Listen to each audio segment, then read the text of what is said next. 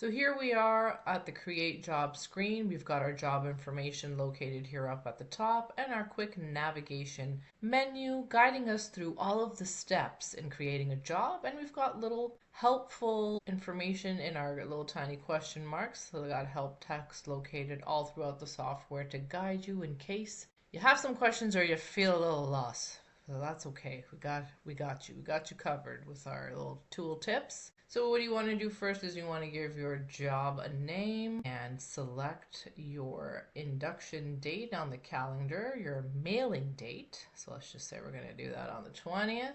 Go into your machine and grab your database or your database file that you want to use. And here we go. Mine is populated over here. So I'm going to go ahead and click on next page. And here we go. We've got all of our spreadsheet information located on this page. The software will automatically pull all information from your database and populate it over here. In case it missed something, you can always go to the mapping fields and click on the drop downs and add whichever additional mapping fields you would like to add to your job. So we've got the name fields, your spreadsheet information up here. So you can, if you've got like multiple sheets, you can always designate whichever sheet you want to work on. So I want to work on the first one. We've got the name fields map, the company name. If you wanted to add another name field or a middle name, if you got that in your spreadsheet, you could definitely do that by clicking on the drop down. We've got our address field mapping showing us how the mail piece is going to look like. The address is going to look like on the mail piece. So it's going to be in separate fields in this order. Now you've got the option to force to one line in city province or city province postal code. I don't want to do that. I want to keep it separate fields, so I'm not going to change that.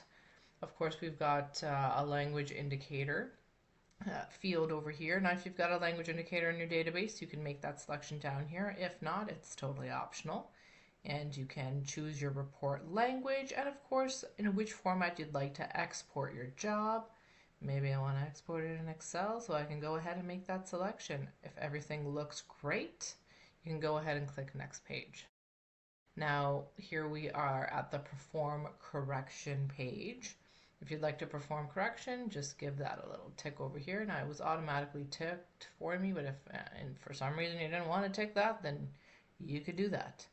Address line formatting, again, if you've got no preference, that's fine. The software will automatically choose a format for your document, but if you want, you have specifications, you can select whatever you want. So let's just say I prefer 2 lines because that's the way I want it to go today. Address content formatting. So what type of mailing are you doing? So if you're doing a machinable mail, we've got that option over here for you, and we give you a little